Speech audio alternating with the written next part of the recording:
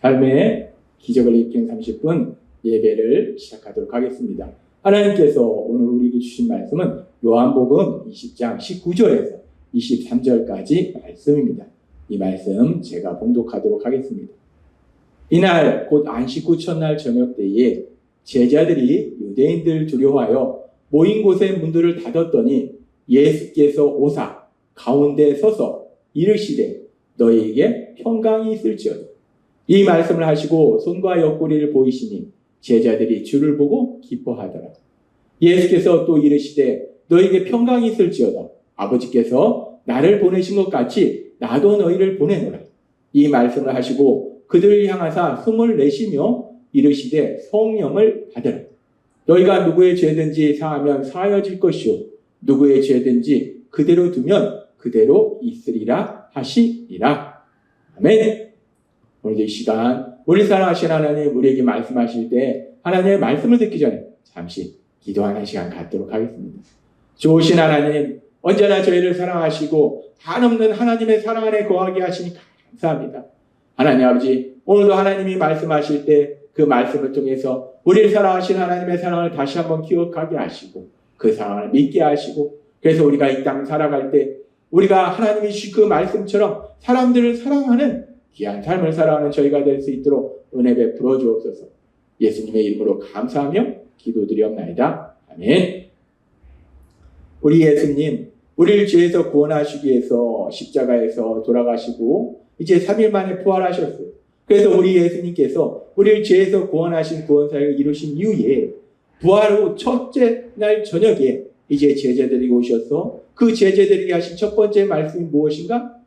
하나님이 우리에게 말씀하신 것처럼 너에게 평강이 있을지어다 라고 말씀하셨어요.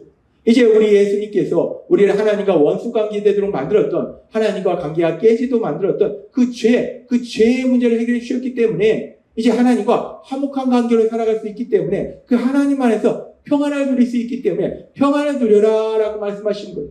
그렇게 너에게 평강이 있을지어다 라고 말씀하시고, 이어서 우리 예수님께서 하시는 말씀이 제자들을 향하여 숨을 내쉬며 성령을 받으라 라고 말씀하세요.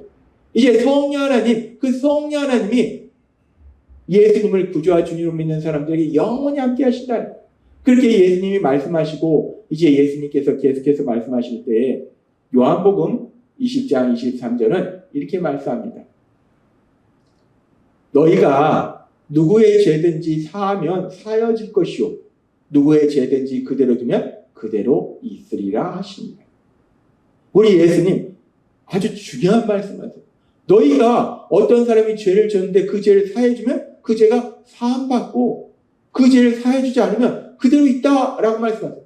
죄를 사하는 권세, 그 죄를 사하는 권세에 대해서 말씀하시는 거예요. 우리가 이 말씀을 읽고 묵상할 때, 그렇다면 여기서 예수님께서 제자들이 있을 때 제자들에게 이 말씀을 하시는데 여기서 너희가 의미하는 것이 누구냐? 너희는 누구를 의미하는 것이냐? 이 부분에 대해서 이 로마 카톨릭과 기독교는 사실 다른 해석을 하고 있습니다. 로마 카톨릭에서는 이 너희가 누구냐? 이 너희에 대해서 마태복음 16장 19절의 말씀, 우리 예수님께서 베드로 사도를 향해서 말씀하셨어요. 내가 천국 열쇠를 너에게 주노니 너가 땅에서 무엇이든지 매면 하늘에서 매일 것이요 너가 땅에서 무엇이든지 풀면 하늘에서도 풀리리라 말씀하셨어요.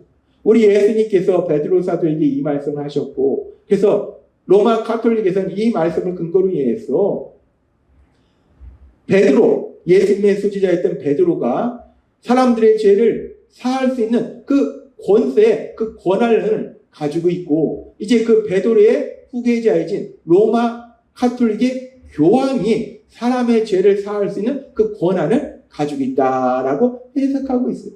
그래서 지금 말씀하는 너희는 로마 카톨릭 교황이다 라고 로마 카톨릭은 얘기하고 있어요. 그러나 우리 기독교에서는 이 말씀을 그렇게 해석하지 아니하고 마태복음 16장 19절과 요한복음 20장의 말씀, 내가 천국 열쇠를 너에게 주니니 너가 땅에서 무엇이든지 매면 하늘에서도 매일 것이요 너가 땅에서 무엇이든지 풀면 하늘에서도 풀리리라 하시고, 너희가 누구의 죄든지 사하면 사하여질 것이요 누구의 죄든지 그대로 두면 그대로 있으리라 하시니라. 이 말씀, 지금 마태복음 말씀과 요한복음 말씀이 로마 가톨릭에서 주장하는 것처럼 예수님의 수제자인 베드로에게 하나님께서 죄를 사할 수 있는 권세를 주셨고, 그래서 이 베드로의 후계자인 로마 가톨릭 교황이 죄를 사할 수 있는 권세를 가졌다라고 주장하는데, 그것이 아니라 마가복음 2장 10절의 말씀에 그러나 인자가 땅에서 죄를 사하는 권세가 있는 줄을 너희로 알게 하려 하노라 하시고 중풍병자에게 말씀하시되, 인자가 죄를 사하는 권세가 있다라고 말씀. 인자가 누구인가? 사람의 모습으로 오신 하나님의 아들이신 예수님. 예수님이 죄를 사하는 권세가 있다라고 말씀하세요. 따라서 기독교에서는 죄를 사하는 권세가 베드로의 후계자인 로마 가톨릭 교황에게 있는 것이 아니라, 죄를 사하는 권세는 사람에게 있는 것이 아니라 오로지 하나님이신 예수님만이 죄를 사할 수 있는 권세가 있다라고 말씀합니다. 하나님이 죄를 사할 수 있는 권세가 있다는 거예요. 그래서 요한복음 20장 23절의 말씀에서 너희가 누구의 죄든지 사하면 사해질 것이요 누구의 죄든지 그대로 두면 그대로 있으리라 라는 말씀은 단순히 지금 예수님이 말씀하실 때 그 자리에 있었던 예수님의 제자들을 의미하는 것도 아니고 베드로 사도를 의미하는 것도 아니고, 지금 이 말씀을 우리가 문자적으로 하면 그 자리에 있던 사람들이 죄를 사하는 권세가 있다는 거예요. 근데 그것이 아니라 죄를 사하는 권세는 오로지 하나님이신 예수님만이 가지고 계시다는 거예요. 예수님만이 사람의 죄를 사할 수 있는 권세가 있다는 거예요. 그렇다면 하나님이신 예수님 왜 제자들에게 이 말씀을 하시는 건가? 너희가 누구든지 죄를 사하도록 하면 사해지고 그렇지 않으면 죄가 그대로 있다. 근데 예수님이 왜 이제 제자들에게 이 말씀을 하시는가? 우리가 이 말씀에 대해서 성경을 좀 더 깊이 묵상해 보면 이 말씀과 연결해서 우리 예수님 이제 하늘로 올라가실 때 마가복음 16장 15절은 이렇게 말씀합니다. 또 이르시되 너희는 온 천하에 다니며 만민에게 복음을 전하라. 우리 예수님이 제자들에게 말씀하실 때 온 세상에 돌아다니면서 모든 사람에게 복음을 전하라. 복음이 무엇입니까? 복음은 우리 예수님, 우리가 받아야 될 죄응을 대신 받으시기 위해서 십자가에 돌아가셨고 그 예수님이 3일 만에 부활하셨다는 그 진리예요. 그래서 그 예수님을 구주와 주님을 믿으면 죄에서 구원받는다는 진리예요. 우리 예수님께서 제자들에게 말씀하실 때 온 세상을 돌아다니며 모든 사람에게 복음을 전하라는 거예요. 예수님의 십자가 죽으심과 부활하심에 대해서 전하라는 거예요. 그렇게 모든 사람에게 이 복음을 전할 때, 예수님의 십자가 죽으심과 부활하심에 대해서 전할 때 사람들의 반응과 관련해서 우리 예수님이 이렇게 말씀하세요. 마가복음 16장 16절 말씀. 믿고 침례를 받는 사람은 구원을 얻을 것이요 믿지 않는 사람은 정죄를 받으리라. 제자들이 하는 일은 모든 곳을 돌아다니면서 모든 사람에게 복음을 전하는 거예요. 우리 예수님께서 죄를 지은 우리를 대신하여 십자가에 돌아가셨다. 그리고 우리 예수님 3일 만에 부활하셨다. 그 예수님을 믿으면 자신의 죄를 회개하고 우리 예수님을 구주와 주님으로 믿으면 죄에서 구원받는다는 복음을 모든 사람에게 전할 때 그 말씀을 듣는 사람 중에 어떤 사람은 믿고 침례를 받는 사람, 어떤 사람은 자신의 죄를 회개하고 아 그렇구나, 내가 죄인이구나, 내 죄를 대신하여 우리 예수님이 십자가에 돌아가셨구나, 우리 예수님은 나를 죄에서 구원하신 구원자이시구나. 그래서 믿고 침례를 받는 사람, 회개하고 자신의 죄를 회개하고 예수님을 구주와 주님을 믿는 사람은 구원을 받는다, 죄상을 받는다라고 말씀하시고, 근데 그렇게 똑같이 복음을 전해도 어떤 사람은 자신의 죄를 회개하고 예수님을 구주와 주님을 믿는데 어떤 사람은 그렇지 않다는 거예요. 뭔 소리 하는 거야? 내가 무슨 죄를 졌다고? 난 죄를 진 적이 없어. 예수님의 십자가를 괜히 돌아가셨네. 그렇게 자신의 죄를 깨닫지 않고 인정하지 않고 회개하지 않고 예수님을 구주와 주님을 믿지 않으면 믿지 않는 사람은 정죄를 받으리라. 죄사함을 받지 못한다라고 말씀하더라고요. 따라서 예수님께서 하신 이 말씀과 연결해서 요한복음 20장 23절에서 너희가 누구의 죄든지 사하면 사하여질 것이요 누구의 죄든지 그대로 두면 그대로 있으리라는 이 말씀은 사람이 다른 사람의 죄를 사할 수 있는 권세가 있다는 것이 아니라 지금 이 말씀처럼 이제 예수님을 믿는 사람들에게 복음을 전함으로 인해서 사람들이 그 말씀을 받아들여서 자신의 죄를 회개하고 예수님을 구주와 주님을 믿으면 죄사함을 받을 수 있는 것이요 자신의 죄를 인정하지 않고 예수님을 구주와 주님을 믿지 않으면 죄사함을 받지 못하는 거예요. 따라서 이 말씀은 사람이 죄를 사할 수 있는 권세가 있다는 것이 아니라 복음을 전함으로 인해서 사람들이 죄를 사함 받을 수 있도록 도와줄 수 있다라는 말씀이라는 거예요. 하나님이신 예수님 이제 제자들에게 말씀하신 거예요. 나를 믿는 너희가 세상 속에 돌아다니면서 복음을 전함으로 해서 나의 십자가 죽음과 형벌에 대해서 십자가 죽음과 부활에 대해서 전함으로 해서 사람들이 죄를 사함받을 수 있도록 도와줄 수 있다라고 말씀한다. 그리고 그렇게 우리가 사람들이 죄를 사함받을 수 있도록 도와주기 위해서는 먼저 우리가 죄사함 받아서 하나님과 화목한 관계가 되고 평안을 누려야 되는 거예요. 그래서 우리 예수님이 너에게 평강이 있을지어다 라고 말씀하는 거예요. 그리고 고린도후서 5장 18절과 19절은 이렇게 말씀합니다. 모든 것이 하나님께로서 났으며 그가 그리스도로 말미암아 우리를 자기와 화목하게 하시고 우리 예수님의 십자가 형벌 대속의 죽으심과 부활하심을 통해서 이제 예수님을 믿는 사람들 하나님과 화목하게 하시고 또 우리에게 화목하게 하는 직분을 주셨으니 다른 사람도 하나님과 화목하게 할 수 있도록 도와주는 그런 사역을 우리에게 주셨다는 것. 곧 하나님께서 그리스도 안에 계시사 세상을 자기와 화목하게 하시며 그들의 죄를 그들에게 돌리지 아니하시고 화목하게 하는 말씀을 우리에게 부탁하셨답니다. 우리가 사람들이 죄사함 받을 수 있도록 도와주기 위해서는 먼저 우리가 우리의 죄를 회개하고 예수님을 구주와 주님을 믿음으로 해서 하나님과 화목한 관계가 돼요.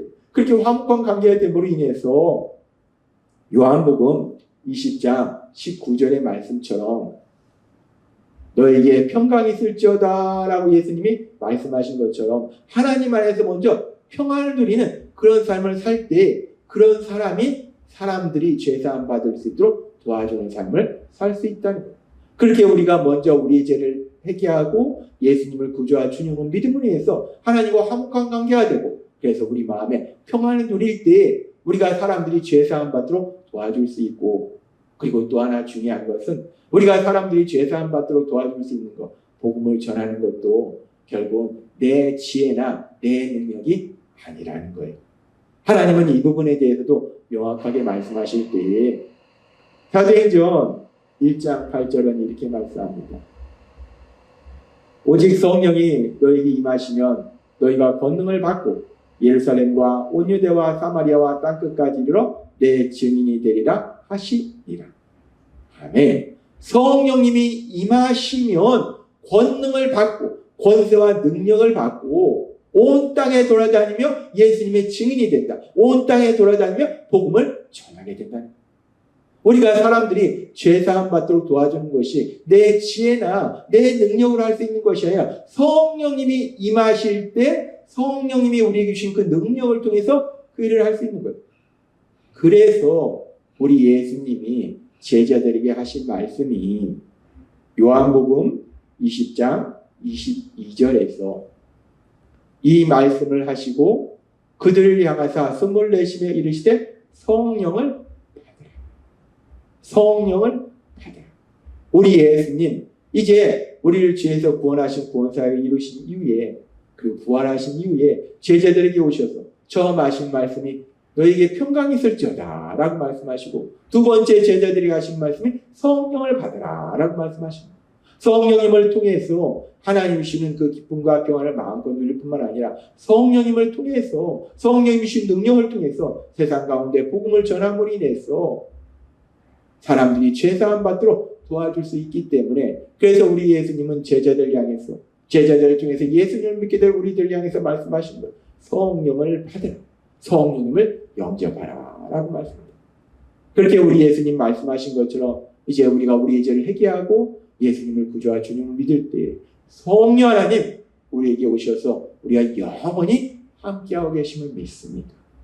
따라서 성령 하나님의 함께하심으로 인해서 우리 예수님이 제자들에게 주신 그 말씀처럼 세상 가운데 돌아다니면서 우리 주변의 사람들에게 복음을 전함으로 인해서 우리 예수님의 십자가 죽으심과 부활하심, 우리를 사랑하신 하나님의 그 한없는 사랑을 전함으로 인해서 예수님을 믿지 않는 사람들이, 죄로 인해서 하나님과 원수관계였던 사람들이 하나님과 화목한 관계로 변화되는 그 놀라운 복을 누리도록 도와주는 신나는 삶을 사시는 여러분이 되시길 주님의 이름으로 축원합니다. 기도하겠습니다. 하나님 아버지 감사합니다. 오늘도 주신 말씀처럼 우리 예수님 부활하신 이후에 제자들에게 말씀하신 성령을 받으라는 말씀처럼 성령님이 임할 때 그 성령님의 도우심으로 세상 가운데 복음을 전함으로 인해서 아직 구원받지 못한 사람들이 구원받을 수 있도록 죄사함 받을 수 있도록 돕는 신나는 삶을 살게 하시니 감사합니다. 예수님의 이름으로 감사하며 기도드리옵나이다. 아멘. 이 시간도 우리 사랑하신 하나님, 그 하나님 주신 말씀을 묵상하면서 조용히 기도하는 시간을 갖도록 하겠습니다.